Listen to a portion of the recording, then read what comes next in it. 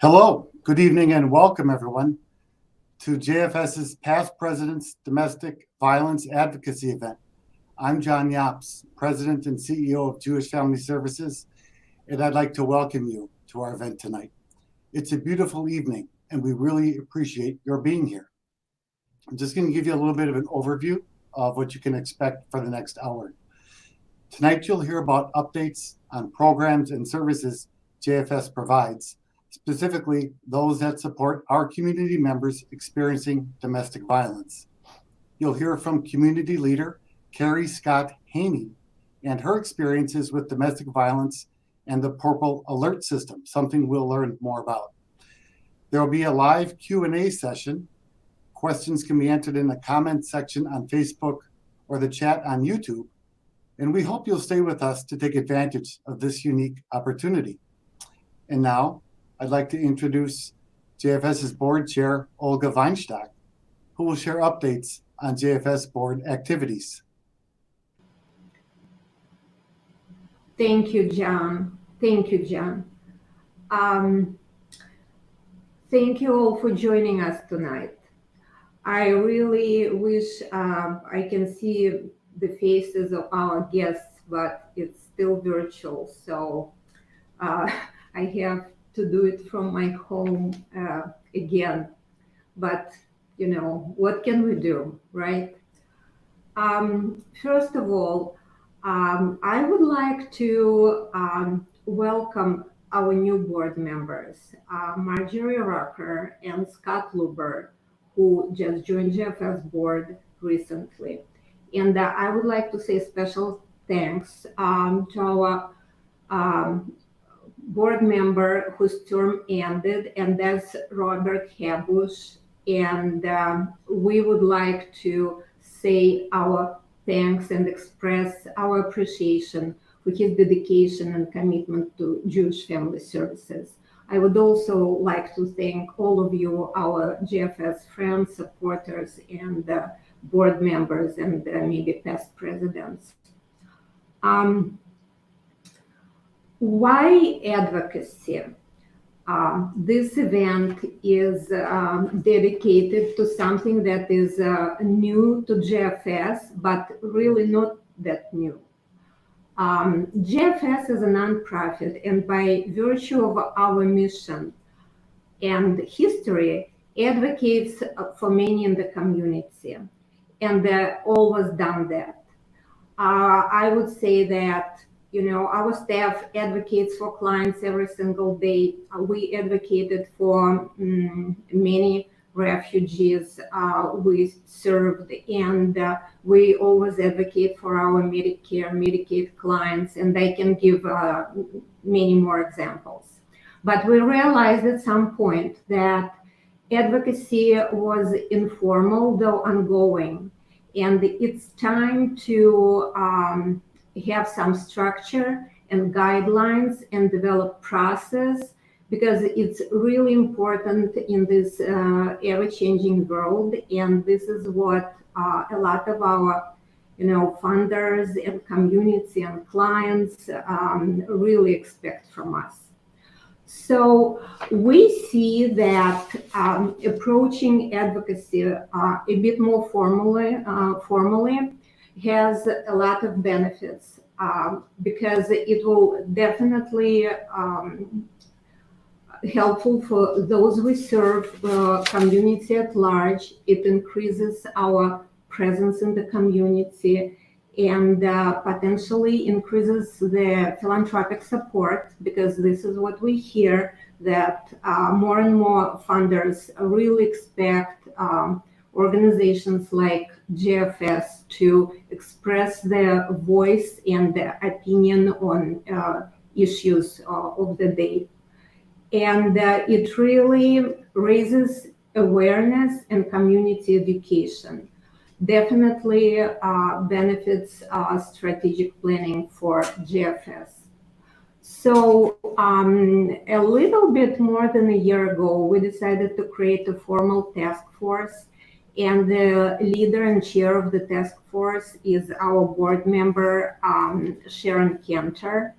a lot of people on this task force. There are some board members, there are some community members. One very active person on the task force is from United Way, who is very knowledgeable, experienced, and really our task force greatly benefits from his presence. And this is what we decided to do. So this endeavor has been going on for around a year, and we really hope to develop guidelines and create a systemic and thoughtful approach to advocacy. I would say that we're not a big organization, and our budget is not unlimited. So we have to be very selective and thoughtful in terms of how we approach advocacy. So we have to focus on what will create the maximum impact. I think, oh, that's the timer. My time is up. So, we're working on, finding what's the best in terms of our impact, given our resources. One of the best examples of our recent advocacy effort is VOCA grant, Victims of Crime Act, and you will hear more about it from Ann David, our Director of Clinical Services. So she will elaborate on that particular example. And welcome to the broadcast. Thank you, Olga. I'm Ann David, the Director of the Outpatient Mental Health Clinic at Jewish Family Services. Regarding the issue of family violence and domestic violence within our communities, throughout the history of our clinic at JFS, we have provided services to survivors of DV. All of our past staff psychologists and clinical supervisors, whether our current psychologist, Joan Kogis, past psychologists, Mike Luber, Hirsch Larkey, and certainly many other clinical supervisors before in our 40-year history in the clinic have really had a particular interest, passion, and specialization in working with families who are struggling with family violence, domestic violence, whether it's current or in the past. And that has been the history and legacy throughout the clinic in the 42 years now that we've existed. So it's not surprising that our strategic direction throughout the history of the clinic has been to create more opportunities and more resources to serve survivors of domestic violence. In 2015, we were called to partner with Sojourner, which is the largest DV agency within Wisconsin, to be the primary provider of the adult therapy services to DV survivors who called or were receiving services out of Sojourner. We began providing those services in 2016, and then in late 2019, were awarded funding, the Victim of Crime Act funding, to provide and expand services. So we went from 2 full-time therapists to a total of 4.5 full-time equivalent providers, including our brand new advocate direct service advocacy position that is now being staffed by Leah Trachtenberg, who you will hear from in a little bit. That funding in late 2019, unfortunately, couldn't have come at a better time because it was right before the pandemic broke out across the country and across the world. Domestic violence is an incredibly common phenomenon, unfortunately, with 1 in 4 people who identify as female and 1 in 10, approximately 1 in 10 people who identify as male suffering from domestic violence or intimate partner violence throughout a lifetime.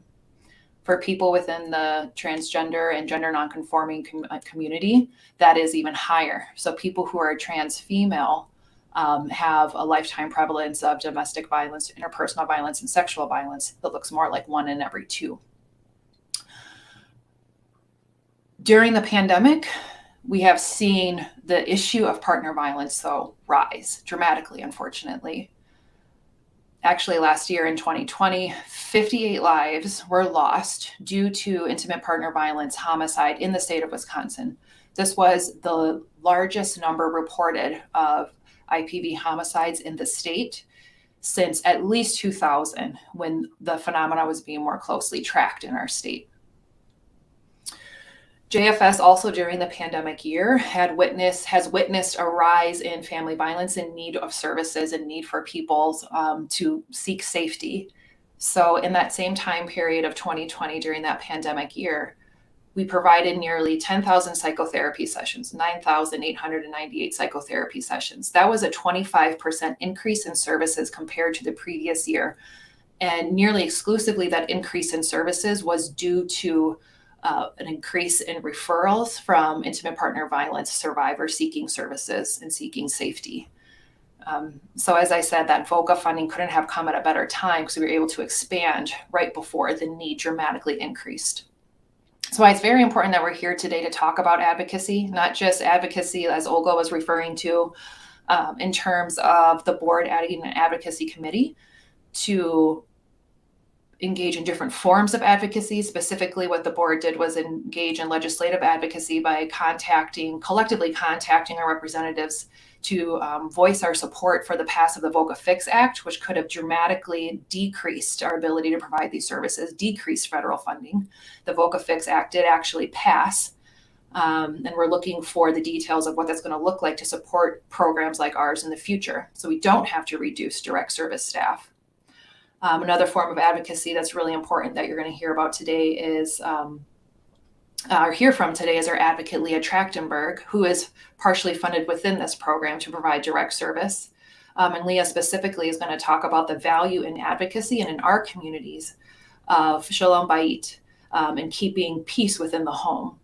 Advocates strive, and direct service advocates strive to help people find information, resources, and plan for safety in order to create peace within their home. And another form of advocacy you're going to hear about is from Carrie Scott-Haney, with specific things that you all can do to help advocate for a very important alert system that we would like to establish in the state of Wisconsin to help keep our families safe. But at this time, I'd like to hand it over to my esteemed colleague and advocate, Leah Trachtenberg, who will introduce themselves and their role, as well as share an important message on the values of peace in our home. Leah. Thank you, Anne. Hello, everyone. As has been said, my name's Leah. I use she and they pronouns, and I'm the Jewish community advocate here at Jewish Family Services. What does that mean? Well, in general, I think of my position as creating space and opportunities for empowerment.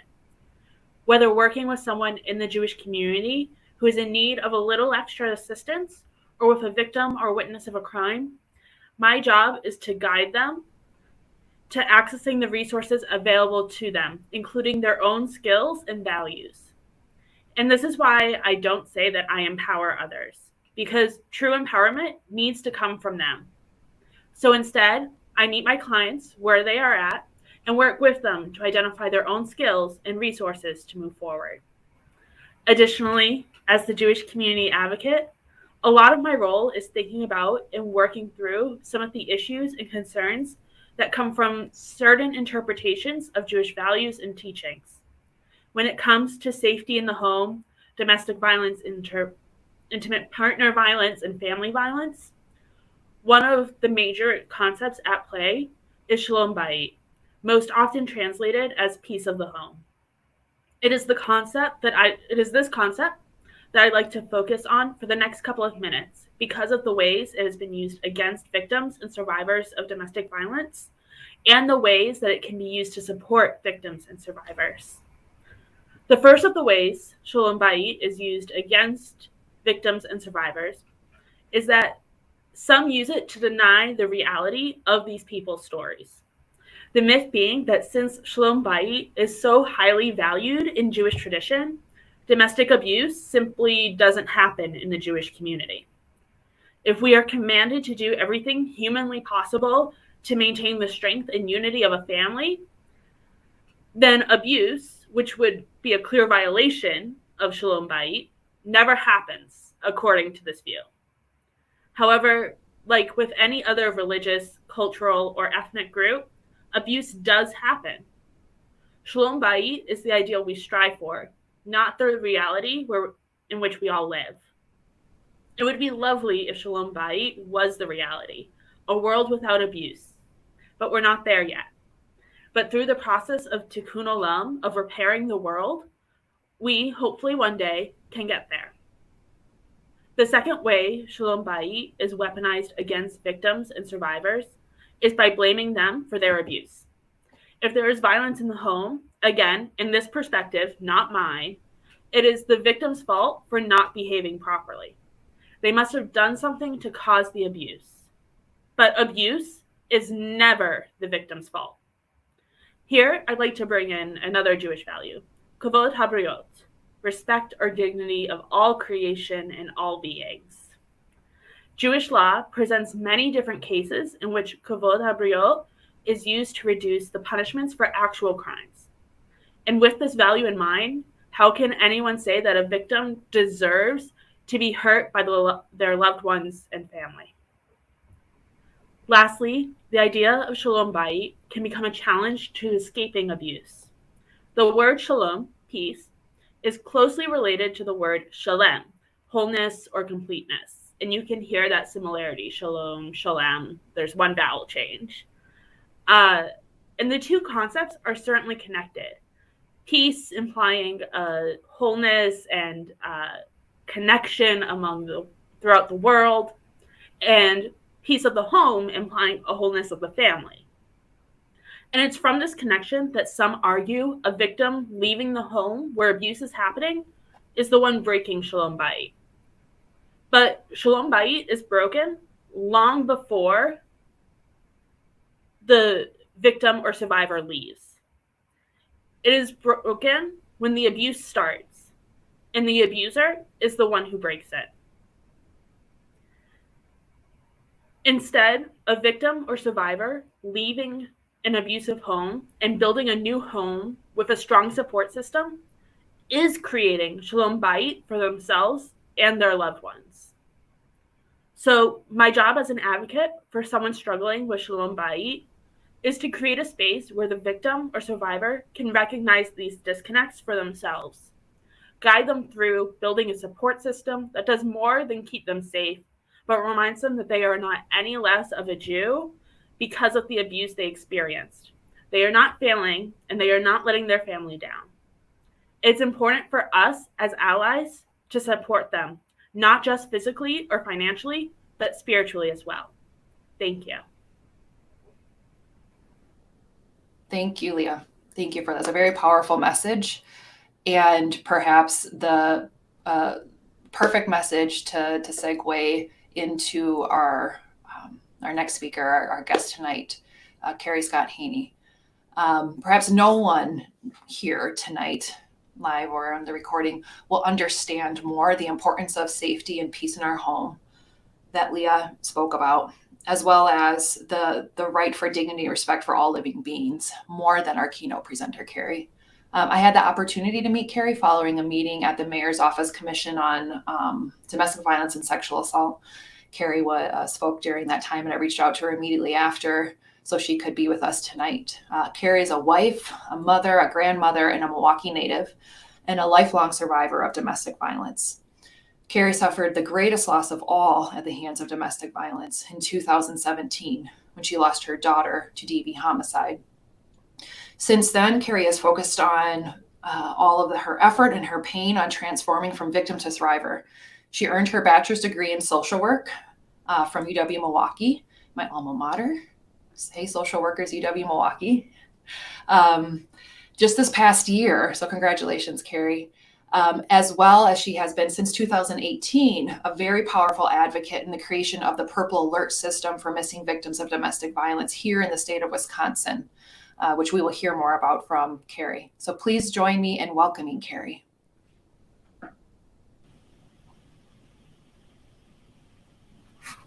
Hello, I'm Carrie Scott-Haney. I'm the mother of Audrey Scott, the Scott second. She's a beautiful woman who lost her life to domestic violence, and I'm the legal guardian of her two motherless children. So on July 4th, 2017, My adult daughter went missing. After not hearing from her for a couple of days, I went to the police to file a missing report. Imagine your baby and the police, your baby's missing and the police are telling you that they cannot take any information because your baby is grown and can take a break without informing her family. I asked them why there was a nationwide search for a woman who went missing yesterday, and my daughter didn't take a break from life. I told them that she and my granddaughter were missing. Can I issue an Amber Alert? Please tell me that my granddaughter was with her mother and that her mother could leave without telling anyone. I told the police that my daughter had a medical condition and that she didn't have her medication. And I suspect that her boyfriend, her ex-boyfriend, was somewhere hurting her. They asked if I had proof of the allegation. I didn't have proof at that time, but I left and I found some proof. Fortunately, my granddaughter wasn't missing. She was with her father's family. I found that my daughter was in a bar fight with her ex-boyfriend, and that was the last time she was seen. They told me that they would send officers to get surveillance video at the tavern that they were at. My family searched for my baby for 57 days, and 51 of those days were without a police-issued critically missing report. In the court proceedings, I discovered that an anonymous source sparked a homicide investigation, and that is precisely when my daughter officially became a missing person.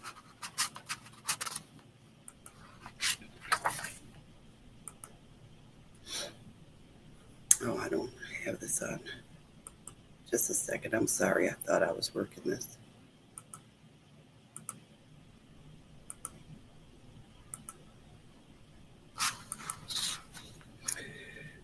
Okay. Now I want to give you a moment of silence to the 2020 and 2021 victims. As you view these headlines, I want to remind you that these headlines refer to actual human beings whose names rarely appear in the articles.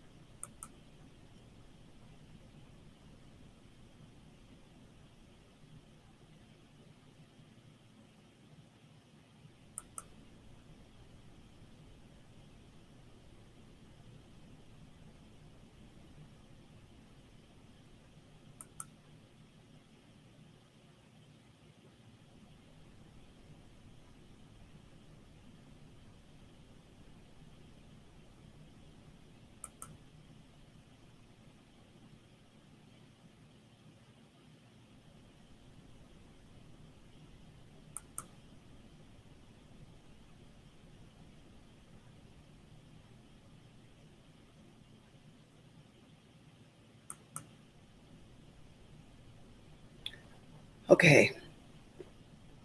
Did you know that according to the National Missing and Unidentified Person Systems, NamUs, more than 50,000 of the U.S. missing people are over the age of 18? Half, or 25,000, of the missing adults are white. 30% are African American, and 20% are Latino. These numbers do not include the thousands of Native American who have disappeared from Indian reservations in the U.S.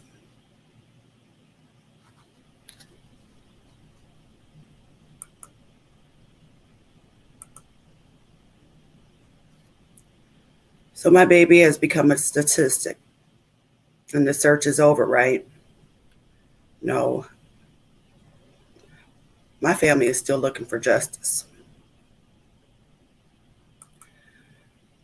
We're still looking for Audrey because that's what we set out to do. This time we're looking to save other families from enduring our pain, and we want to find their Audrey. I hit the internet and found that Wisconsin has 3 emergency systems in place that alerts business owners and agencies who subscribe to them that a crime has taken place in their region. I will familiarize you with the current systems. Let's start with the Amber Alert. The Amber Alert is an emergency child abduction alert. Its purpose is to save the life of a child. Here the Amber Alert states, despite intensive police, FBI, and media involvement, Amber's body was recovered 4 days later. In my case, my daughter was murdered before we knew she was missing. 4 days would have allowed my family a proper burial. Skeletal remains do not bring acceptance, closure, or healing. In my mind, I can still see a package labeled left foot and a skull with teeth missing, not her beautiful body at rest. These statistics are updated on October 26, 2021. And it says that 64 of 53 activated Amber Alerts that 64 children of the 53 activated Amber Alerts were found alive. The Silver Alert notifies the public that an adult with Alzheimer's, dementia, or permanent cognitive impairment is missing. The Green Alert is for missing veterans who have service-related health conditions. The Wisconsin Alert Network from the Wisconsin Department of Justice allows local, state, federal, and tribal law enforcement agencies to send out crime alert bulletins to businesses and the public, targeting recipients based on the type of business and its location.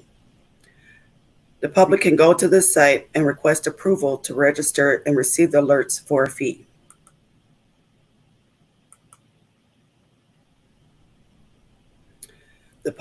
I would like to indicate and emphasize that the Wisconsin Crime Alert Network utilizes the previous mentioned alerts,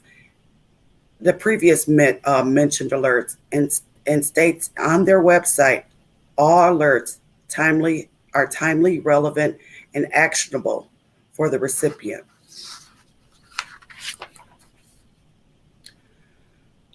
I want to point out the criteria needed to activate an Amber Alert. Specifically, that a child must be 17 years of age or younger. And that website notes Amber Alerts are not used for runaways or family abductions unless the child's life is in danger. As a mother, I would ask why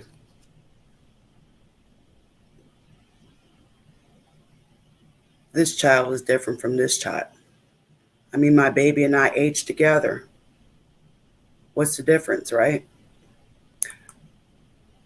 On August 30th, 2017, I turned into an empty vessel. If melancholy was a person, my family's dynamic changed.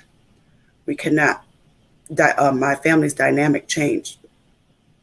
We cannot get over someone as important as my daughter being snatched away from us. We often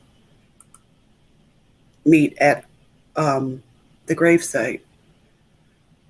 We meet other families there too. Burying our children should not be normalized.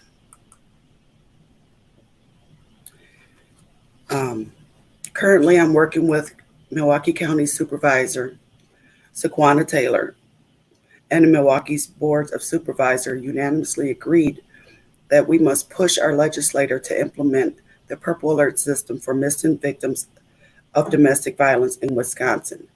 Every second counts in locating our missing loved ones. And I understand a 24-hour wait period to assure a person's safety.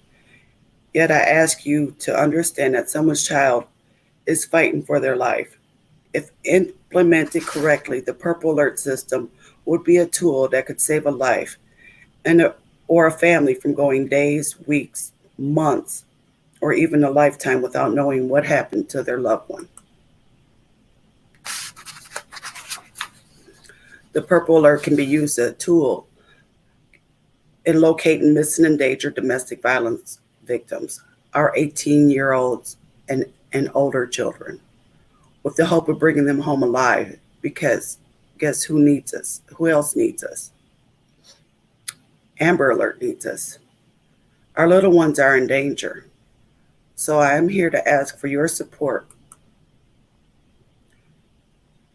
because I have learned firsthand and recognized how much I had to push to be heard, and how my drive only made tiny ripples in our community. This is not just a personal issue. These are community issues that we should all be tackling. We all, the law enforcement, the media, and our communities, should be vigilant in finding our missing loved ones. Should be #America's Children, because domestic violence is an American issue and it affects us all.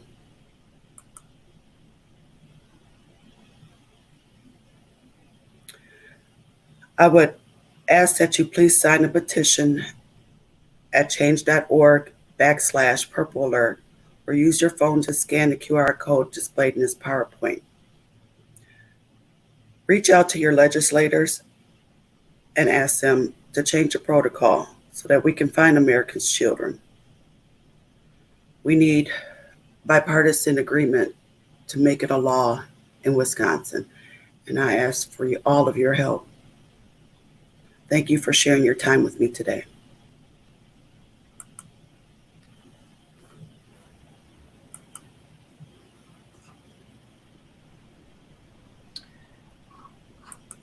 So we have time for some question and answers.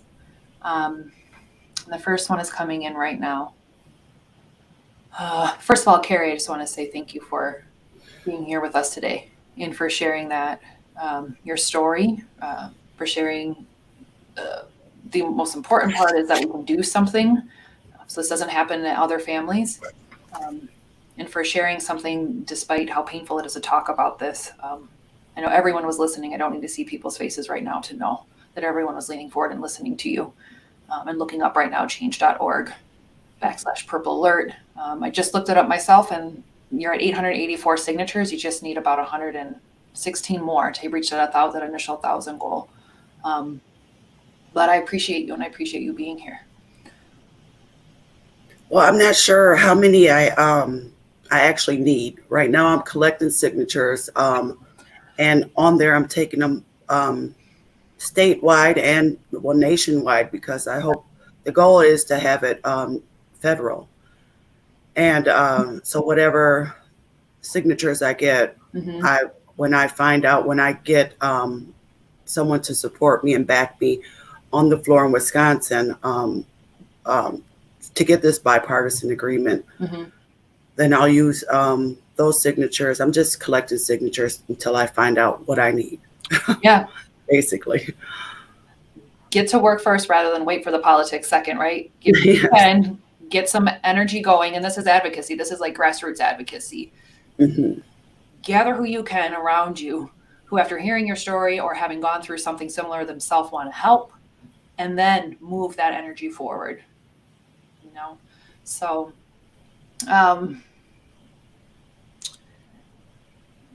good. All right. What role? So here's our first question, more broadly. What role do the advocates on staff at Jewish Family Services play? Are they the same as a therapist? So no, advocates are not the same as therapists. I am not a licensed therapist. My background is not in psychology. That isn't what I do.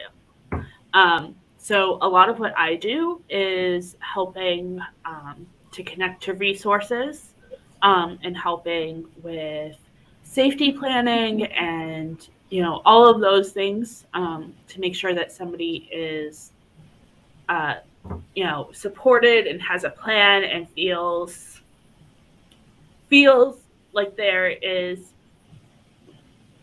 things that they can do, or, things that they can rely on for their situation. I also will I can also like do accompaniments to court or to the doctor's office if there's something around there where they need support, whether that's just like helping them to stay grounded and in that moment, helping to process the information that's coming at them in those situations. Those are all things that I do, as well as, again, thinking about these issues and how they intersect with Judaism, and spreading that knowledge and that information out to all of you and to the public. So that's a bit more about what I do.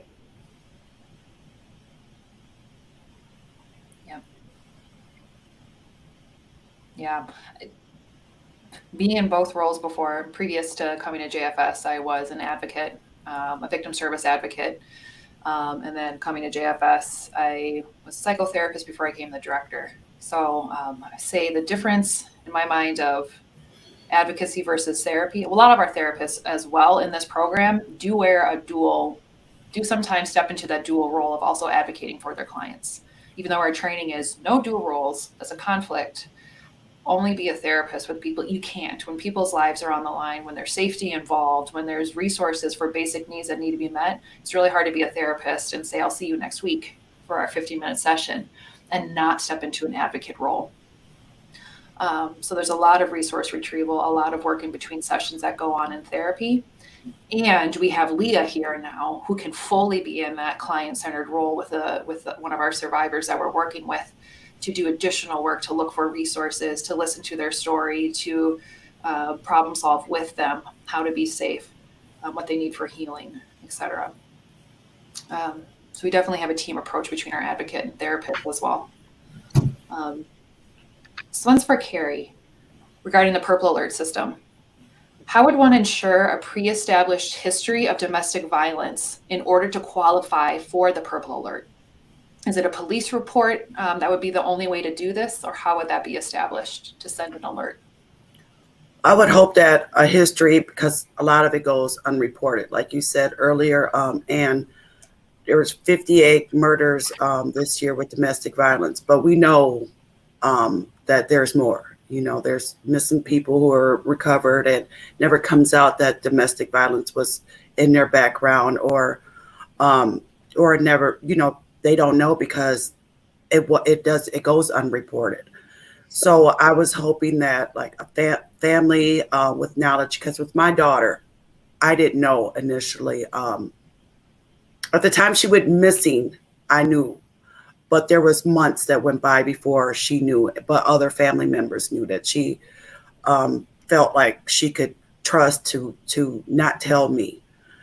So I would hope that knowledge from the family would be enough, or a history. I mean, it would, if someone were to go and get a restraining order, that would be nice, but that's not always the case. That's sometimes, you know, they don't make it that far.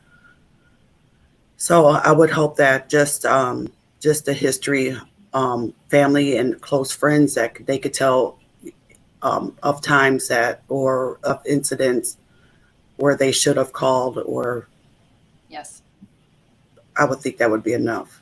And it is something, hearing you say that, Carrie, something that we would have to be thoughtful in the legislation that's passed in the state, is to put that in. Because you're right, when you said lots of people don't go forward to restraining orders, the more, once a survivor is involved in the process of getting a restraining order or working with an advocate, the risk for DV homicide goes down dramatically. So people who are losing their lives due to domestic violence are people who are not in services.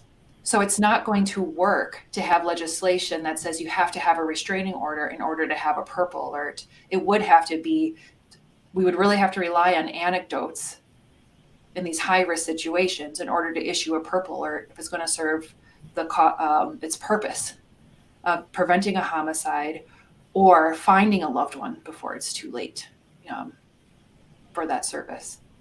So yes, we definitely would need to be able to rely on someone close to that person being a reporter or a witness of it in order to issue a purple alert.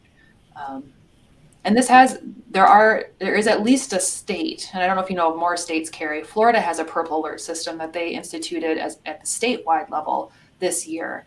I'm not sure if there's other states, but we wouldn't be setting a precedent. This is being done as well. I recently looked that up, and I think that has something to do with mental health and wellness. Not DV. Not DV. Okay. So yeah, that's unfortunate that if we do get there, it may bump heads. We might be precedent setting. All right. Yeah, I can change the name. I don't care.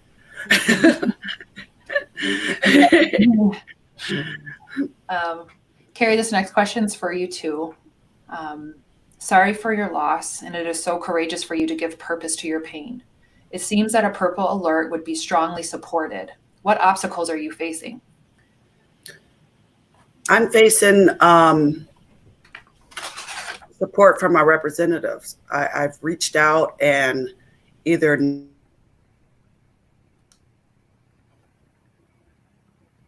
Looks like Carrie.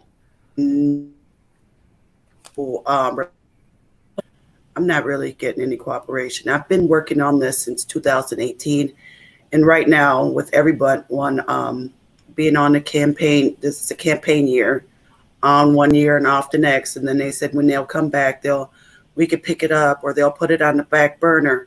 Well, that doesn't happen. And I'm starting over again. And then it's this time of year again, then it's time for them to go back on a campaign trail. But mostly it's Republican support. I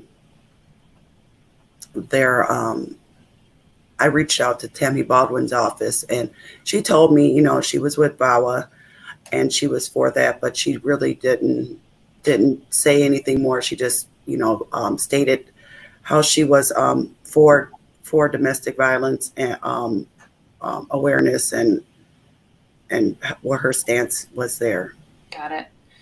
So I would pose that to any listeners here too, in terms of as an advocacy item. If you have any awareness of any state legislator, whether it's peripherally or someone that you have met with before, or in your own network, if there's any statewide legislator on either side of the aisle that you can, and maybe an independent, that you can think of that we can maybe network with in this initiative, in the Purple Alert System initiative, just to sit down and go over this. Think about, please do reach out to Carrie after this. Yeah. Oh, because it does need to be bipartisan to hit the floor. So I'm trying to reach over the aisle and hopefully on the Republican side, and then I can, get a Democrat to help. Mm-hmm. Because I've found they support me. They just don't feel like they're going to be much use to me. Mm-hmm. So, yep. Without reaching over to the aisle, I said, so I'll do the work for you, and I come back and you'll help me out. Mm-hmm. Then it's campaign year.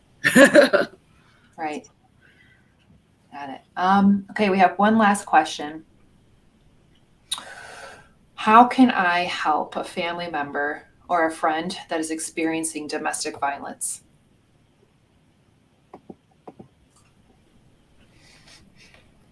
I can answer that. All you can do is be there for them. If you tell them to leave or to, if you push them in any way, they're gonna turn away from you. They're gonna isolate, and that's just what the abuser wants them to do. Mm-hmm. So all you can do is be there, and as painful it is, wait for them to come to you. And to add, just let them know you're there. Yep. Absolutely. And to add, just, again, letting them know that you're there, that you're a listening ear. And kind of in terms of don't tell them or try to force them to leave.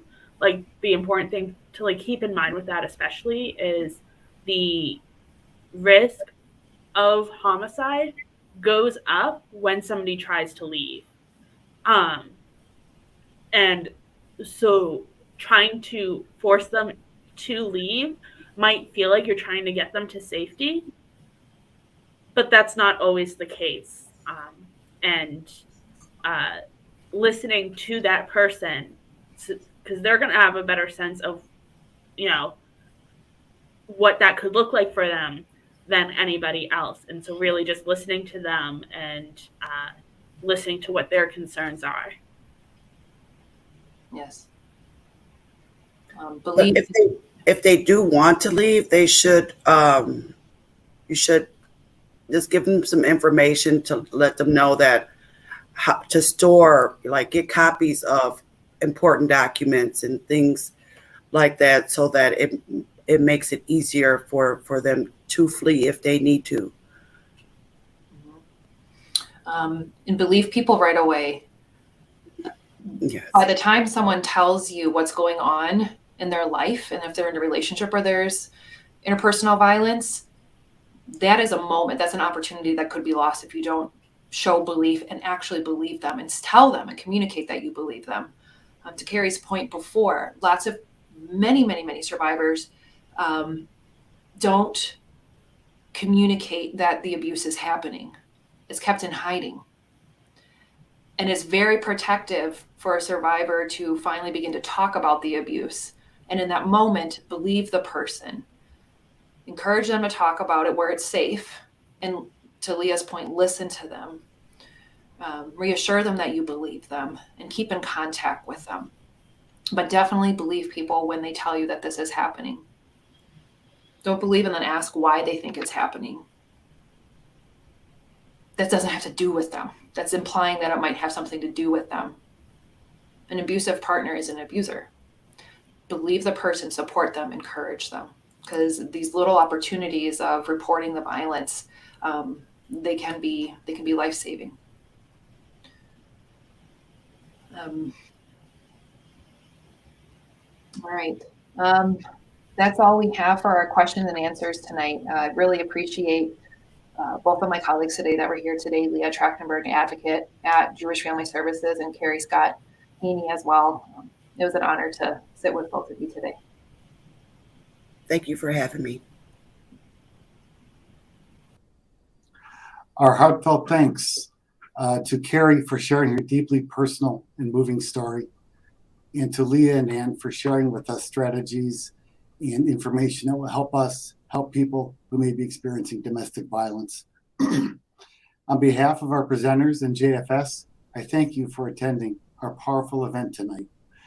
While it is always good to connect, I look forward to doing this live and in person next time. JFS Clinic contact information will be provided at the end of the program for anyone who may be in need of services. I wish you all a safe, peaceful, and relaxing evening. Shalom.